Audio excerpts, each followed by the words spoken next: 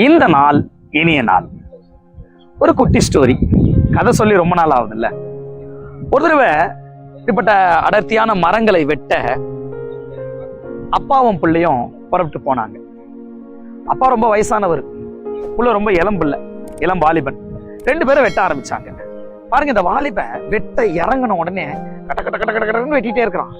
ஆனா இவரோ கொஞ்சம் வயசானவர்னால கொஞ்சம் ஸ்லோவா தான் வெட்டுறாரு.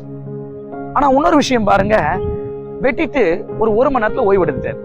ஆனா இவனும் பார்த்துட்டு சிரிச்சுட்டு, வெட்டுறதே ஸ்லோ, இதுல வேற ஓய்வு வேறையான்னு சொல்லிட்டு இவன் அந்த நேரத்தையும் நம்ம எடுத்துட்டு பயங்கரமா வெட்டணும்னு சொல்லி வெட்ட ஆரம்பிச்சுட்டே இருக்கான். ஒரு வழியா அந்த நாள் முழுக்க அப்பாவும் பிள்ளையும் வெட்டி முடிச்சிட்டாங்க. கடைசியா வெட்டின எல்லா மரத்தையும் சேர்த்து பார்க்கும் பொழுது ஒரு நிமிஷம் கூட ரெஸ்ட் எடுக்காம வெட்டின மகனுடைய மரங்களை விட ஓய்வெடுத்து காரணம் என்னன்னா, இந்த தகப்பன் ஒரு மணி நேரத்துக்கு ஒரு தடவை ஓய்வு எடுத்துக்கிட்டே இருந்தேன். ஆனா அவருடைய மரங்கள் நிறைய இருக்கு.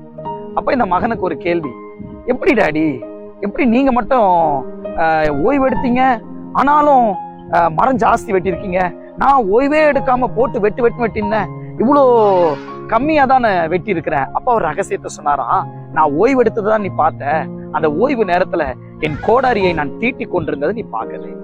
அப்ப ஒன்று தெரிந்து கொள்ளுங்க, நம்ம ஓய்வு எடுக்கிறோமோ இல்லையோன்றது அது முக்கியம் இல்லை.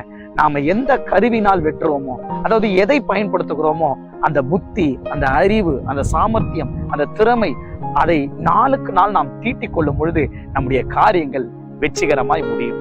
ஆகவே நேரத்தை யோசிப்பதில் மாத்திரமல்ல, திறமையை தீட்டிக் கொள்வதிலும் செயல்படுங்கள். கூர்மையான எந்த ஆயுதமும் வேலையை துரிதமாய் முடிக்கும்.